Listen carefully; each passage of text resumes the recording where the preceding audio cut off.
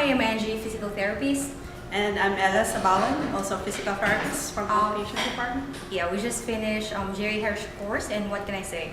It's so amazing how could the simple things can be so simple.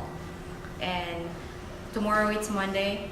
Surely I will be using the things that I've learned, and I'm so excited to have another student. I know I can teach them something new and something really efficient and effective for our patients.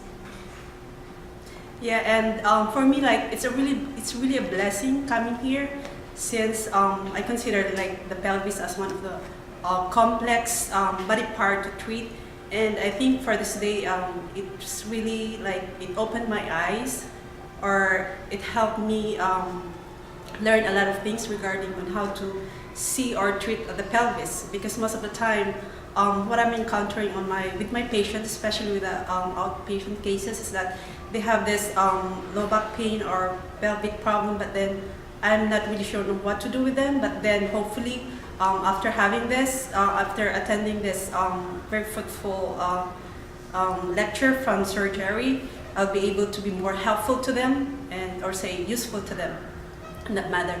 So I think it's really a blessing to attend Sir Jerry's lecture, especially with regards to this complex body part,